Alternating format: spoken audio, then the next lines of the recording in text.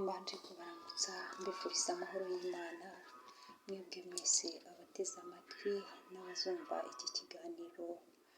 Jyewe ubagezaho iki kiganiro nitwa Angela Mukamfizi, nkaba ndi umunasi wabigize umwuga kandi ubimenyereye.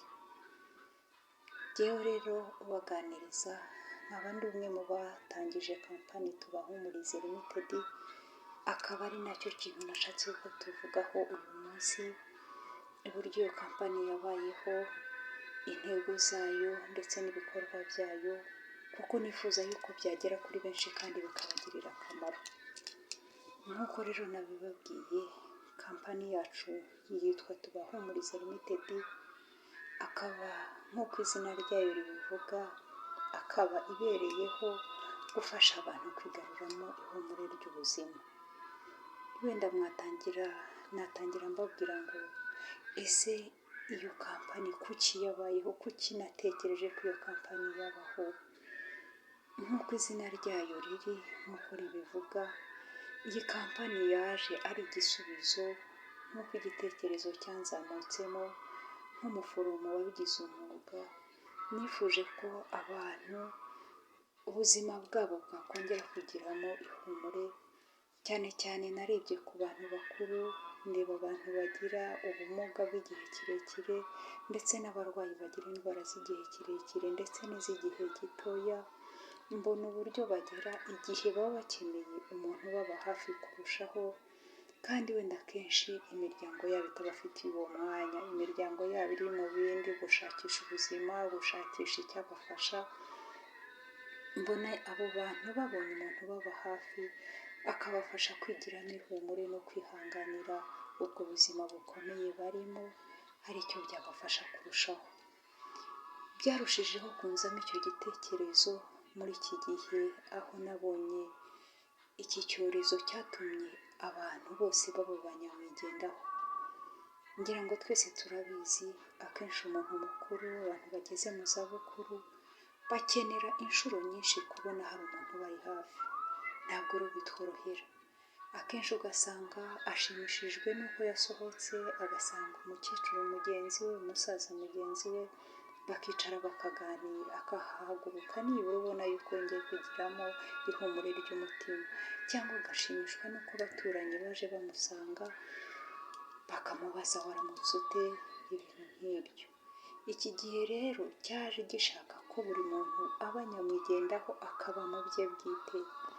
Byanteye gutekereza abo bakecuru bari mu rugo, bafungiye mu rugo, bari ahantu ha bonyine, ubu bamerewe gute?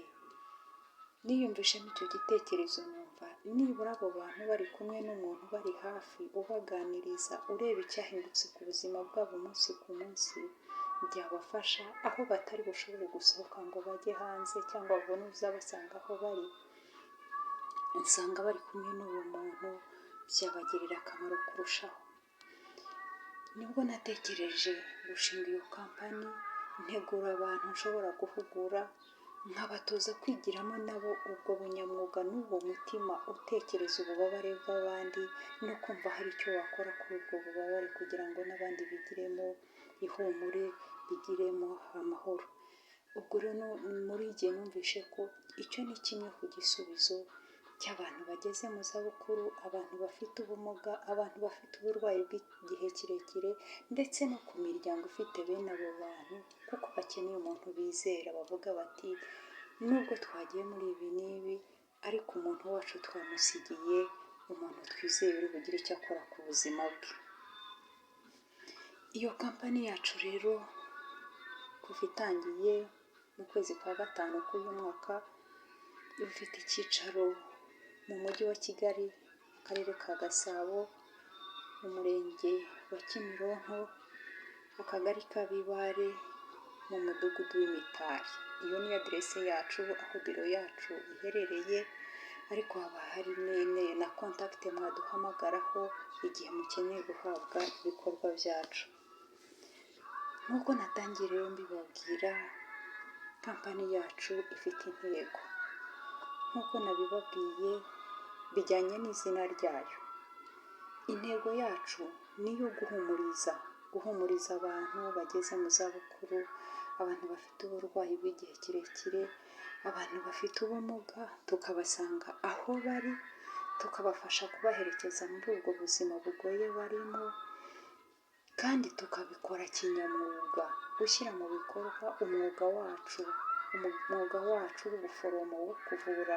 Sindi jyenyine, ndi kumwe na gurupe y'abo tubifatanyamo, ndetse n'abandi twahuguye tukabatoza kwigiramo uwo mutima wa kinyamwuga wo kwita ku buzima bw'abandi. Muri ibyo bikorwa byacu rero, mu gushyira mu bikorwa izo ntego zacu, dufite ibikorwa twibandaho, hari byo dukora, harimo gusanga abo bageze mu zabukuru, abo bafite ubumuga, tukabasanga aho bari iwabo, tukabafashirizayo umunsi ku munsi. Muri ibyo bikorwa turanavura, nk'uko nabibabwiye, turabaganga, turavura.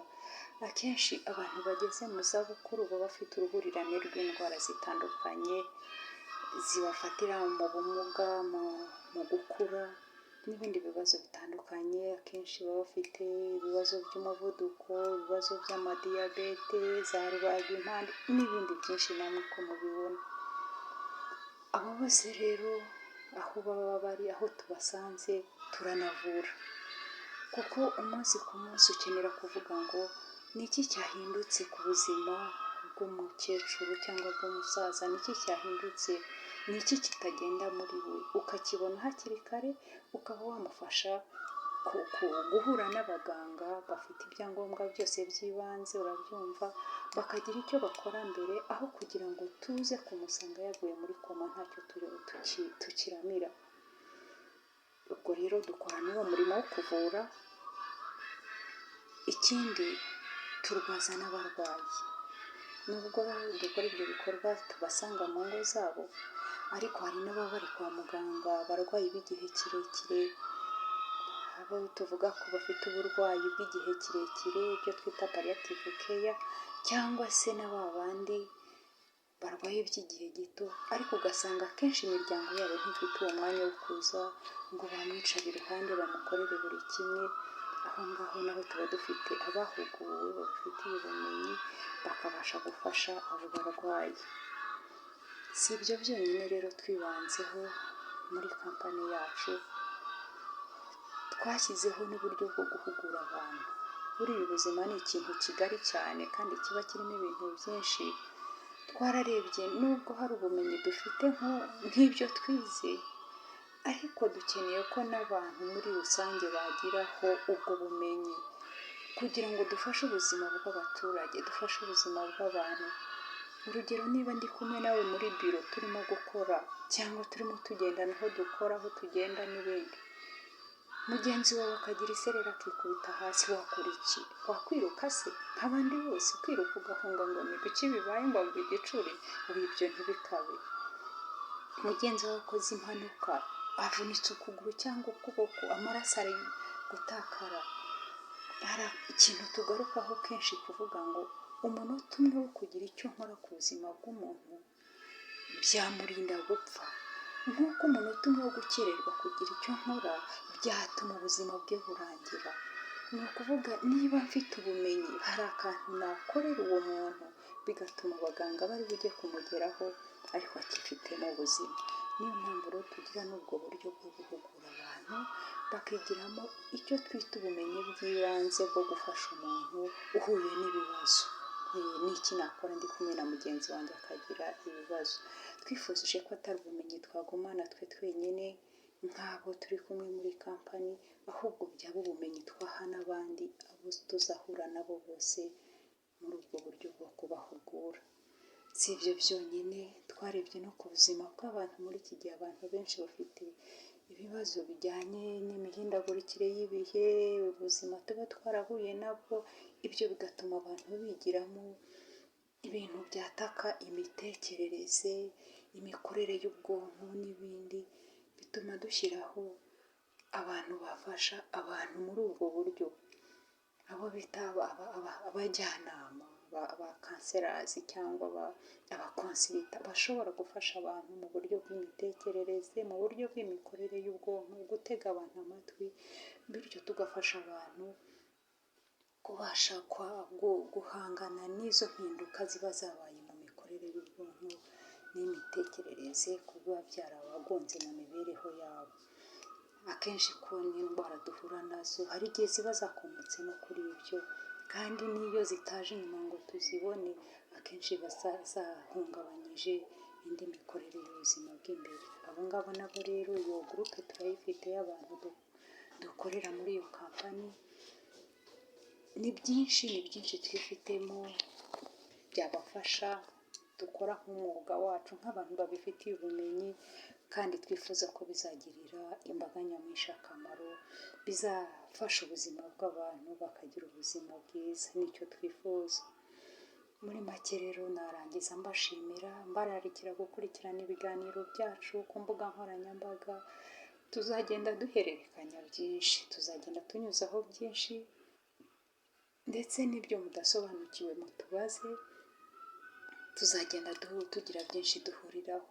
Narangiza rero mbaha aho mushobora gukurikiranira ibiganiro byacu, cyangwa aho mwanyuza n'ubutumwa bwanyu, cyangwa n'abifuza gukorana natwe aho badusanga.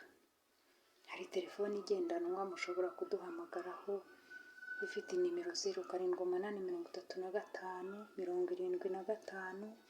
0785753739. Ndasubiramo